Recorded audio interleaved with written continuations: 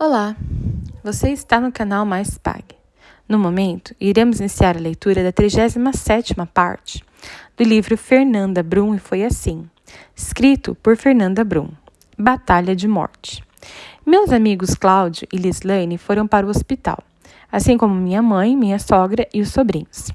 Essa é a festa do nascimento. Preparei-me como de costume. Minhas canções de adoração para tocar na sala de parto, dessa vez em um iPod. Viva a tecnologia de 7 anos após o primeiro parto. Em meio a muitas lágrimas, gravei depoimentos para a Laura, tentando me controlar para a pressão arterial não subir. Meus médicos chegaram e fomos orar. Apesar de não saber a religião deles, eu sabia que deveria orar com todos. Assim fizemos. Chegando ao centro cirúrgico, fui preparada para anestesia. Achar o ponto certo na minha coluna foi uma dificuldade. Eu estava tensa e sentindo muita dor. Isso não poderia acontecer.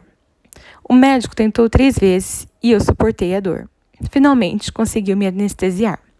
Quando me viraram, eu tive a sensação de que minha perna esquerda estava dobrada para o lado. Passei todo o parto tentando desvirá-la. A anestesia subiu para o tórax e eu não conseguia mexer os braços.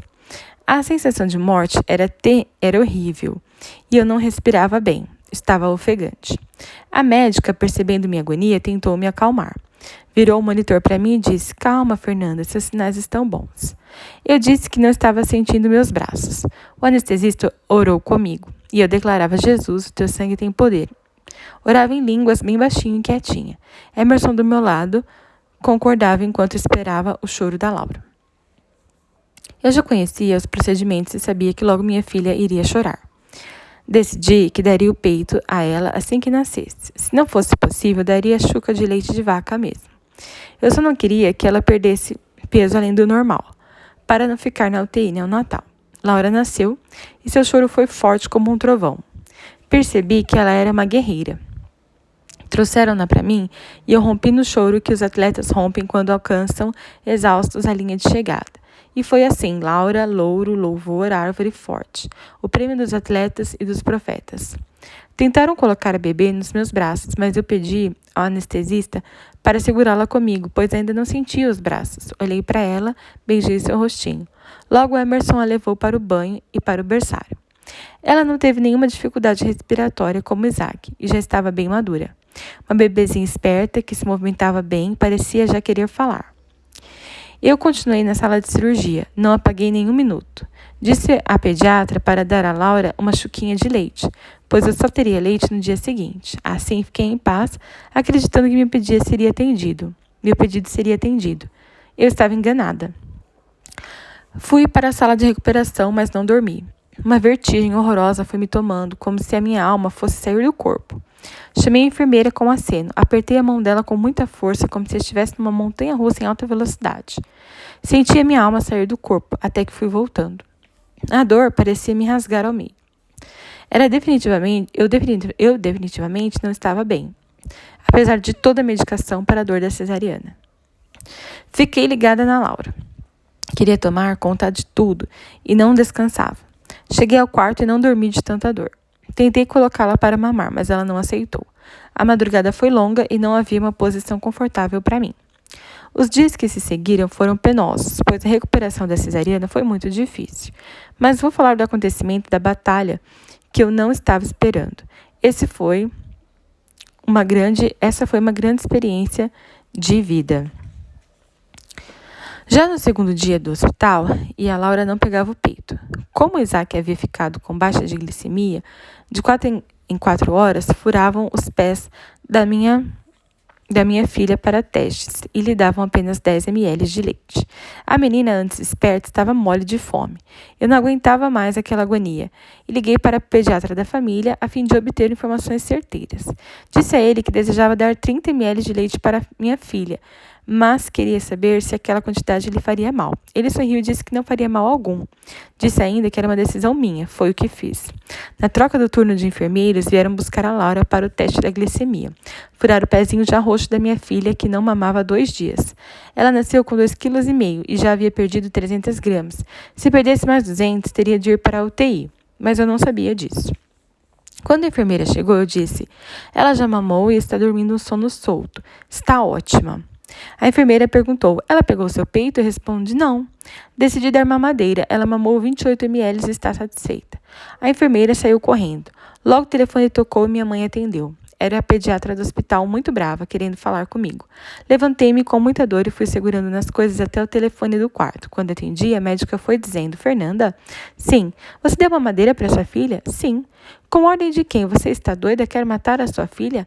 Ela pode ter uma hemorragia gástrica. Você está em um ambiente hospitalar. Quer ver sua filha sangrar até morrer?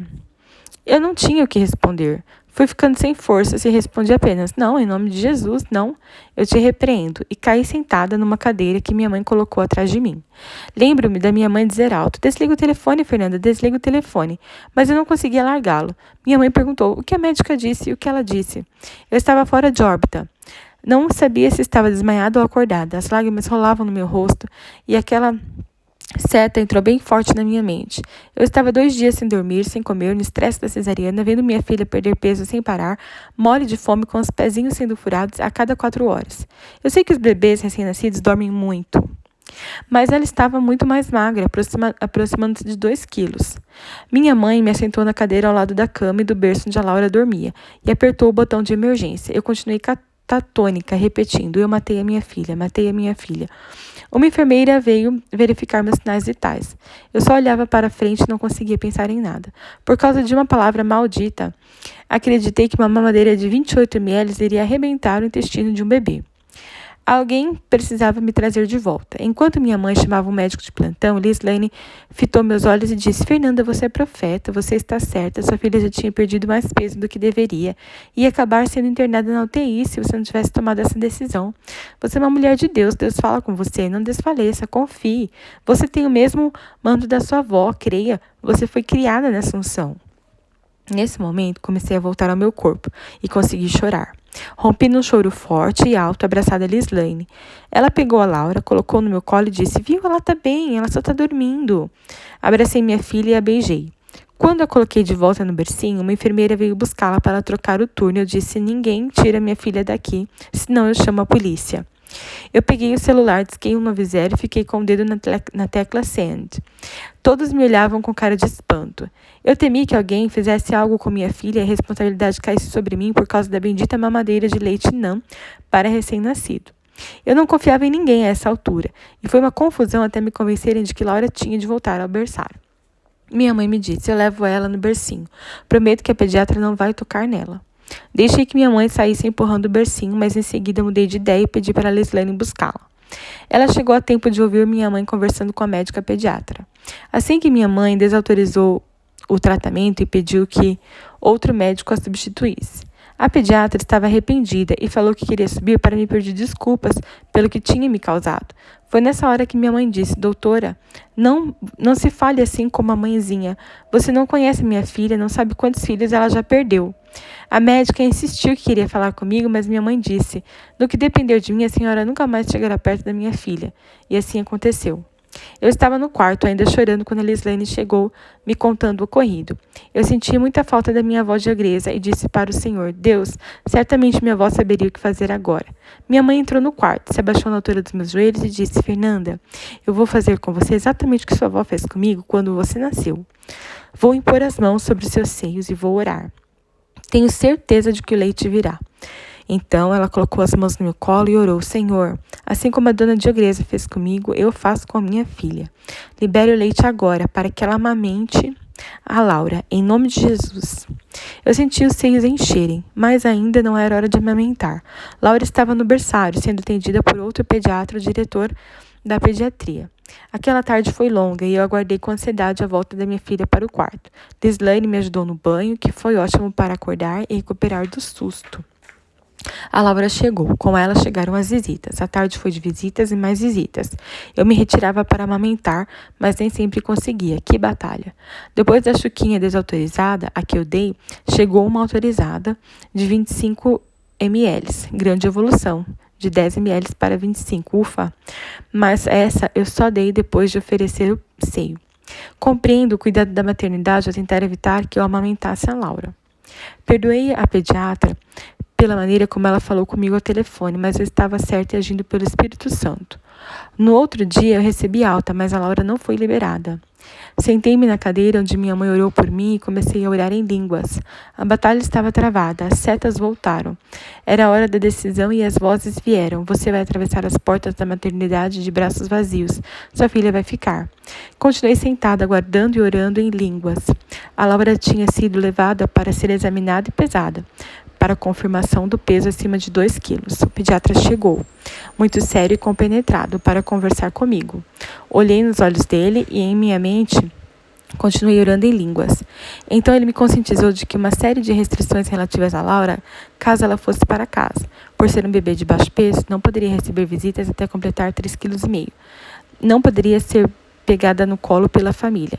Assim, eu deveria pedir aos amigos e à família para não nos hesitarem durante aquele período.